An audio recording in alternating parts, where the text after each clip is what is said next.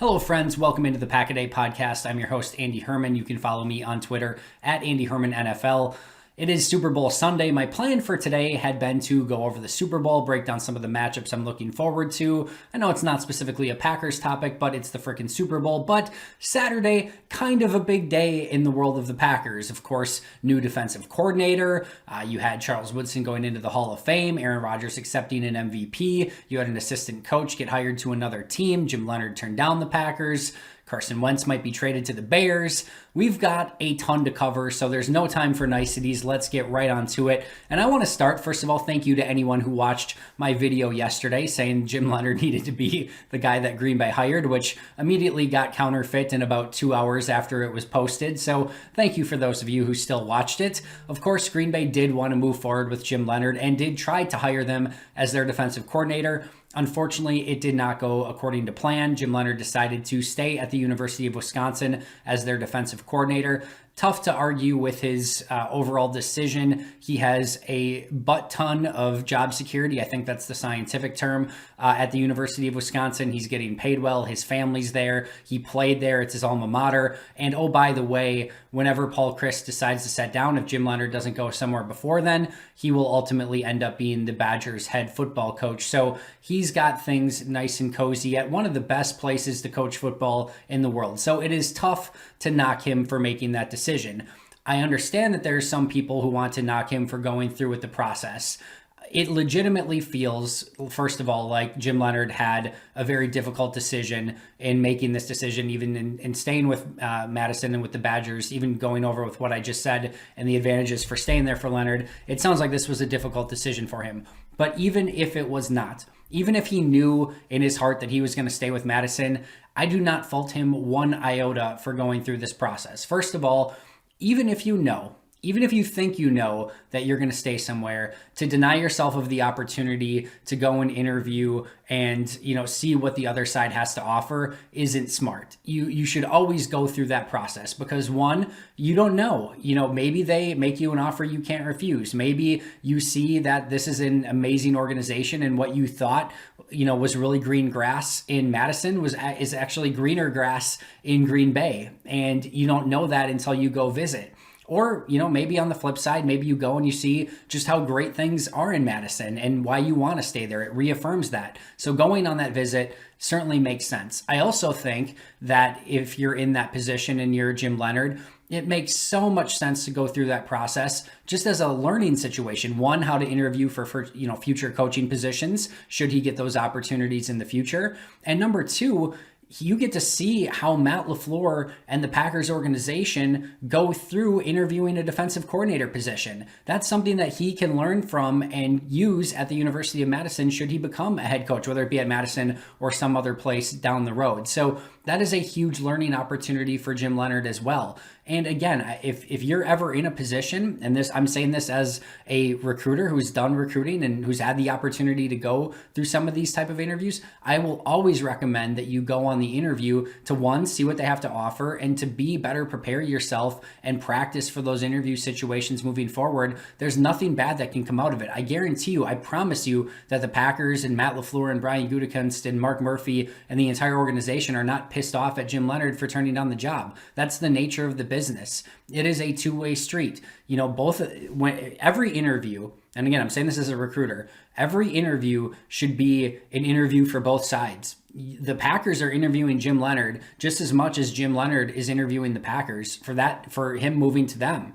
And the Packers obviously decided that they wanted Jim Leonhard, and Jim Leonhard decided at the end of the day that it was better for him and his family to stay at Madison. In no way, shape, or form should you ever fault somebody for making that decision. However, that does, of course, leave Green Bay with losing out on their top choice and having to go down the list and hire somebody different.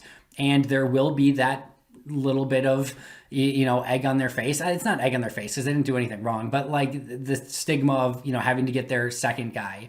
And, Joe Barry obviously ends up being the decision as defensive coordinator. That news comes out a little bit later in the day.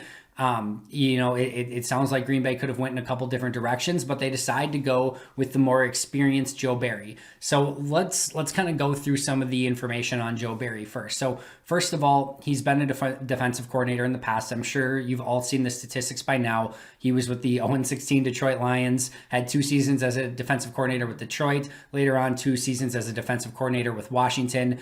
Green Bay will easily, by far and away, be the most talent that he's ever had on a defense. Neither of those situations were good situations.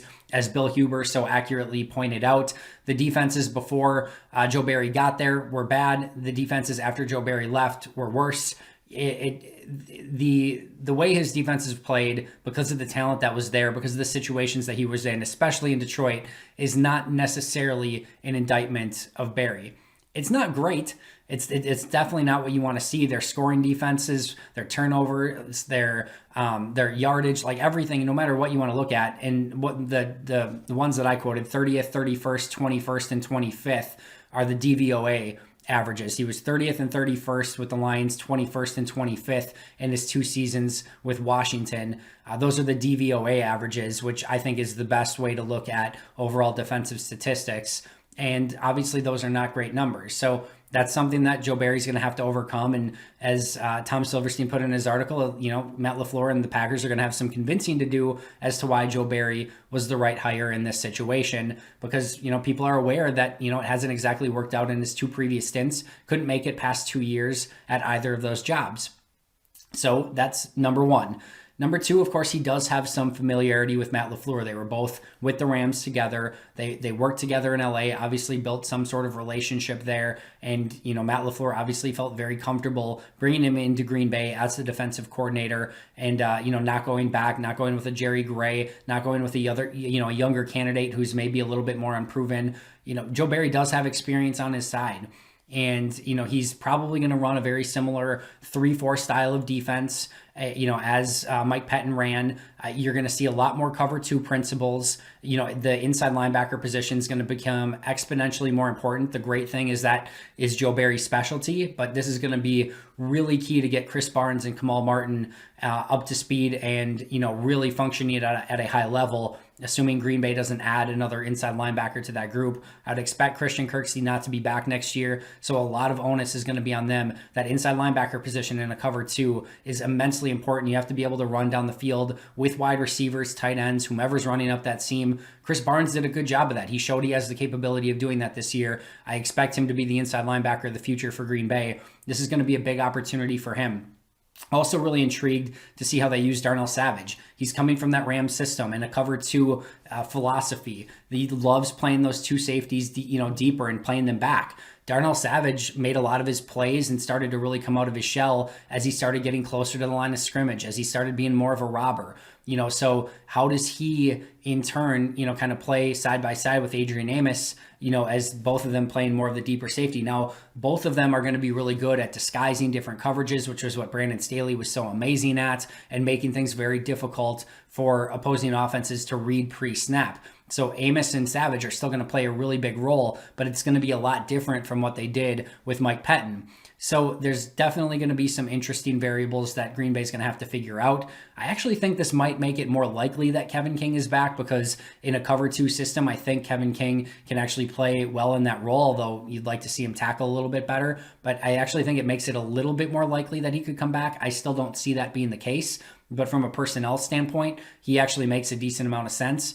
Also, if you're playing a lot of cover 2, and I want to preface this by saying it's not like they're just going to play 90% cover 2, right? It's just going to be more of a base personnel for them, but they're going to still play, matchup defenses, some cover 2 on one side, some cover 4 on the other. They're still going to play some man. They're still going to do a variety of different things, but it's going to be interesting to see how they utilize Jair Alexander. In a way, using him in cover 2 is a little bit of a waste of his talents. So, they're going to want to use him to the best of his ability. So I'm really interested to see how this defense and the scheme comes together. He comes from that Tony Dungy, Monty Kiffin cover 2 style defense, but obviously he has some Wade Phillips in his background. He's got some Brandon Staley, which is a Vic Fangio style defense. So he's very, very knowledgeable. And Rob Domofsky reached out, according to his article, and, spoke to different sources around the league. And the 2 words that they used to describe him were energetic and aggressive.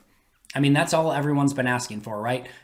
More energy, more aggressiveness, no sitting back and playing, a deep defense, a passive defense. Everyone wants more aggressiveness. Well, it sounds like that's what Joe Barry's going to be. We will see if this turns out.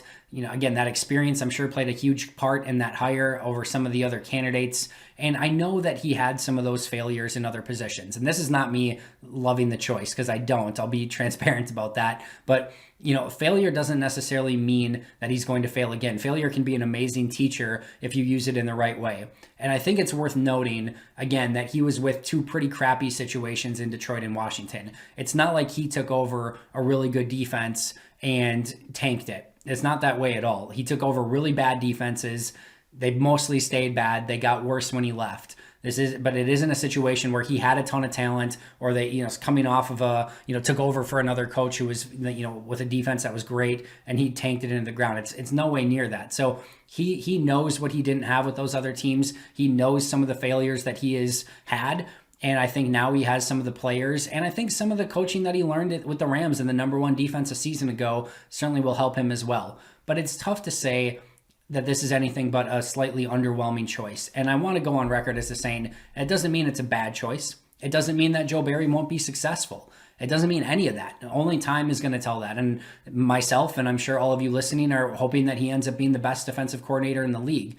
But there is literally nothing that you can point to on his resume and say, awesome, look at that. He's going to come in and he's going to energize this defensive staff, and they're immediately going to be one of the best defenses in football.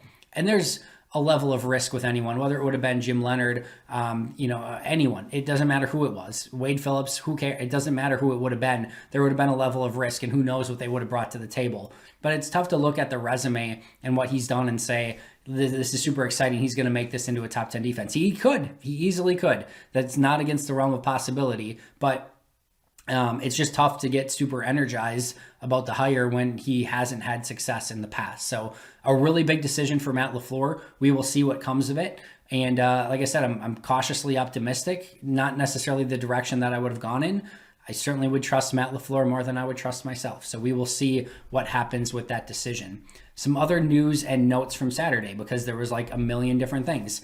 John Lynch gets in the Hall of Fame over Leroy Butler. Now, Leroy Butler we knew was not going to get in the Hall of Fame, but we did not know that John Lynch was going to get in. And John Lynch getting in over Leroy Butler is an absolute shame. Like, it's just ridiculous.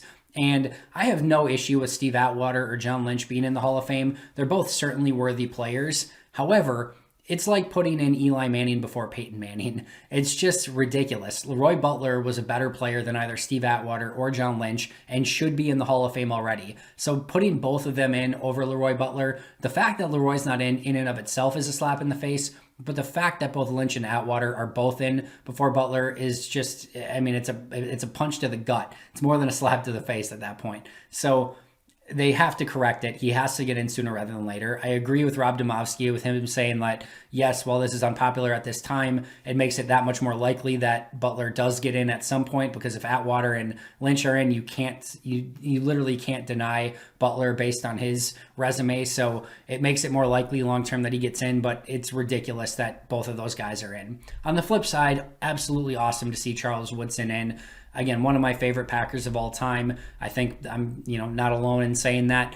And it was one of those things, and I'm not sure if I've told this story before, but like, it's one of those things where like he was on the team for a couple seasons, and I kind of just had to like pinch myself and be like, Charles Woodson's really a Green Bay Packer. Like I knew he was, and it like obviously, but it never really hit until like 2 or 3 years, and he was like putting in Defensive Player of the Year, and like you had to like pinch yourself and be like, holy crap, Charles Woodson, like the Heisman Trophy winner, this dominant corner, he's a Green Bay Packer. Like, it took me a hot minute to realize, that it was real. And it was so fun watching him play. Completely transformed the Packers defense, was a really huge part of why the Packers won a Super Bowl in 2010, and just awesome to see him as a first-team Hall of Famer. Aaron Rodgers, of course, your MVP of the league. Maybe the least surprising news of the day, right along with Woodson. Everyone knew he was going to be a first ballot Hall of Famer as well, but both certainly well-deserved. Of course, Rodgers makes the announcement that he is engaged as well. Not going to cover it more than that because it's not a Packers news story, but I'm happy for Aaron Rodgers and congratulations to him. And then there's some other news and notes too, because it didn't stop there. Packers defensive quality control coach Christian Parker ends up taking a defensive backs coach with the Denver Broncos. There were some rumblings that if Jerry Gray got the defensive coordinator job, that Parker may have been in line for the defensive backs coach with Green Bay. So it definitely a loss there, somebody that they valued highly. Again, he will go to Denver and take over their defensive back duties. And then, oh, by the way, not necessarily a Packers news or notes, but Carson Wentz, rumored to potentially be traded to the Chicago Bears. It sounds like the Bears and Colts are in the running. It sounds like the Eagles will trade Wentz within the next few days. Maybe as you're listening to this, this has already been counterfeit as well, and he's already been traded. But the latest rumor was a first-round pick, Tariq Cohen and Nick Foles for Carson Wentz, although Tariq Cohen came out and said it's not happening, that he's not going anywhere. So we will see as the Chicago Bears world turns, I guess, but we trust in Ryan Pace, do we not? He will absolutely make the right decision for the Packers and make sure that they give up way too much for a mediocre quarterback, and that I think we can trust. Last but not least, quick Super Bowl prediction. I'm going Tampa Bay by 3. I'm hesitant to say this. I think this is a coin flip game, and I think, honestly, Kansas City's the rightful favorites here. But I do wonder that Chiefs' offensive line is decimated. We just saw what that Tampa Bay defensive line was able to do against a pretty good offensive line in Green Bay. Well, Green Bay has a much better offensive line than Kansas City has right now. I think Jason Pierre-Paul and Ndamukong Suh, Shaq Barrett, those guys are going to get after Patrick Mahomes. So I'm going to go Tampa Bay by 3 because you know what? Tom Brady just hasn't had anything go his way, and he's deserving of this win because, you know, America's quarterback just needs another Super Bowl ring on his finger because it's just, you know, to make all right with the world, right? Some people, I guess we'll see. Like I said, I'm going to go Tampa by 3. I'm hesitant on calling this one, but I think it should be a really great game. I hope everyone enjoys it. Hope you enjoyed this episode of the Pack-A-Day Podcast. If you did, please feel free to subscribe. I would love you forever for it.